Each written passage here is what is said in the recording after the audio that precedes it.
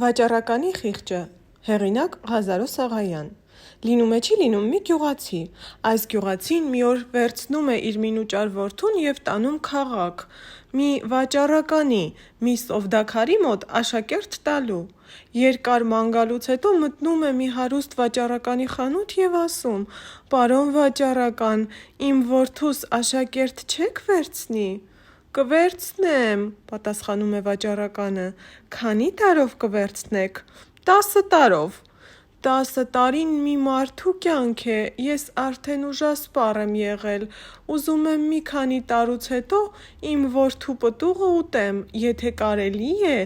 3 տարով վերցրեք, ոչ, որ այդպես է 8 տարով կվերցնեմ։ Վերջը 5 տարով համաձայնում են, իսկ ռոճիկի մասին երկար խոսելուց հետո գյուղացին թողնում է վաճառականի խղճին, թե որքան որ կցանկանա, թող վճարի 5 տարուց հետո։ Անցնում է 2-3 տարի, գյուղացու որդին շատ հմուտ գործակատար է դուրս գալիս, այնպես, որ բոլոր հարևանները շատ նախանձում են, որ այդ վաճառականն այդպիսի ճարպիկ գործակատար ունի, շատ են ցանկանում, որ այդ գյուղացու որդուն տանեն իրենց մոտ, չի հաջողվում, որդին ասում է, թե իմ հոր խոսքը պետք է սրբությամբ կատարեմ, չնայած, որ գրավոր պայման էլ չունեին, որդին ազնիվ խոսքը գրավոր պայմանից ավելի է գերադասում։ 5 տարին որ լրանում է, գյուղից, մայրիկից նամակ է ստանում, թե հայրդ մերձիմահ հիվանդ է, քո հաշիվներդ տիրոջդ հետ վերջացրու և եկ։ Փողի համար, որքան որ կտա, չհակաճառես, որովհետև հայրդ քո վարձի համար թողել է տիրոջդ խղճին, որքան կտա կվերցնես, շատ թե քիչ։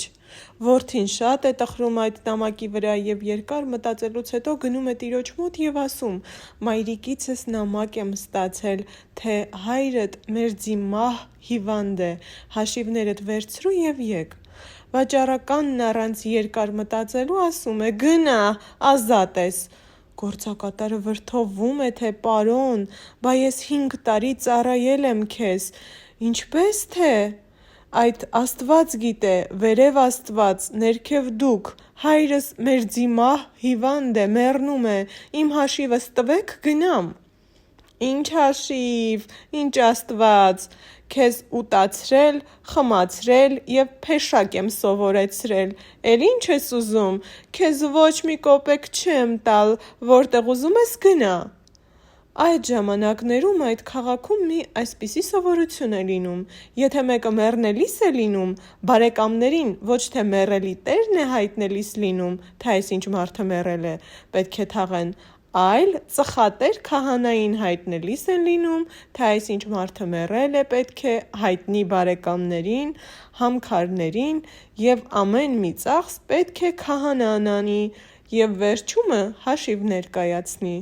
Գյուղացու որդին տեսնում է, որ իր տերը խիղճ չունի և իր խոսքի տերը չէ, մտածում է, թե երբ որ մի մարդ խիղճ չունի, նա մեռածի հաշվում է և ինքը կարող է գնալ քահանային հայտնել, թե իր տերը մեռած է։ Մյուս առավոտը գործակատարը վաղ գնում է եկեղեցի։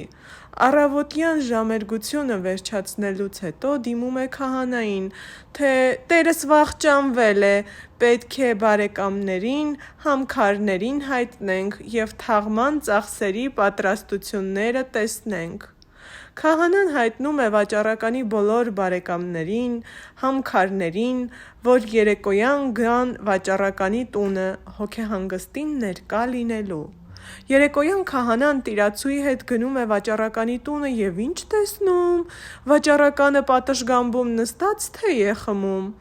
Օրհնյալ Տեր, էս ո՞ր խաչից էր, որ դուք մեզ մոտ եք եկել, չէ՞ որ դուք տարեկան 2 անգամ եք գալիս։ Աստված օրհնեցցե, որդի, անցնում էի ձեր տան մոտով, ուզեցի ձեզ այցելել և ձեր առողջությունը հարցնել։ Վերջապես խոսում են դեսից, դենից և տեսնում են բակի մեջը 6 հոգի եկան և տեսնելով վաճառականին քահանայի հետ խոսելիս ետ են դառնում դեպի փողոց։ 5 րոպեից հետո գալիս են 12 հոգի և տեսնելով վաճառականին ու քահանային դարձյալ փողոց գնում, 10 րոպեից հետո գալիս են 18 հոգի և կրկին ետ դառնում, 15 րոպեից հետո գալիս են 14 հոգի և դարձյալ ետ դառնում։ Այս վաճառականը քիչ է մնում, թե խելագարվի։ Սա ինչ բան է, կանչում է ծառային, թե գնա այն մարդկանցից մի քանիսին կանչիր։ Գալիս են 5-6 հոգի։ Ինչի համար եք եկել և գնում։ Մեզ ասացին, որ դուք մեռել եք, եկել ենք հոգոցի վրա։ Քահանան տեղը կանգնում է և ասում. ես էլ հենց դրա համար եմ եկել։ Մյուս օրը վաճառականը գնում է թագավորի մոտ և հայտնում գործի եղելությունը և ասում, որ իր գործակատարն ուզում էր իրեն սաղ-սաղ թաղել, խնդրում է մի դատաստան։ Կանչում են գործակատարին, գալիս է գործակատարը։ Գործակատարը պատմում է գործի ամբողջ պատմությունը, թե ինչպես իր հայրը իրան աշակերտ է տվել վաճառականի մոտ և վարձատրության մասին թողել է վաճառականի խղճին։ Թագավորին պատմում է տղան, թե քանի որ էս խիղճ չունի, ինձ համար մեռածի հաշվում է և ես դիմեցի այդ միջոցին։ Կանչում է թագավորը դահիճներին, թե այս տղային տարեք կախեցեք։ Դահիճները տանում են կախելու։ Թագավորը հարցնում է վաճառականին, թե էլ ուրիշ ասելու ոչինչ չունես։ Ոչինչ չունեմ, թող տանեն կախելու, դա ուզում էր ինձ կենդանի թաղել, ասում է վաճառականը։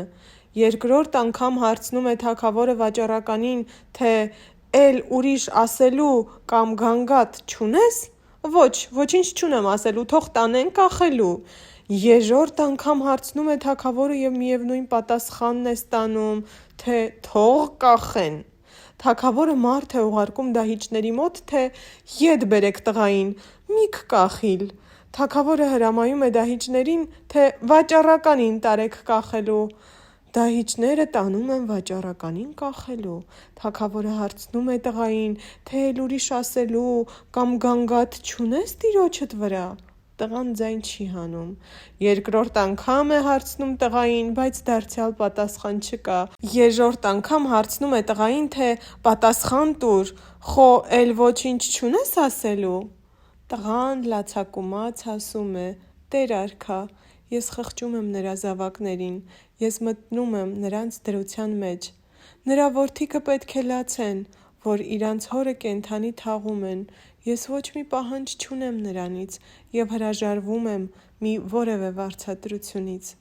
Թագավորը կանչում է դահիճներին, թե թողեք վաճառականին, էլ մի կախեք։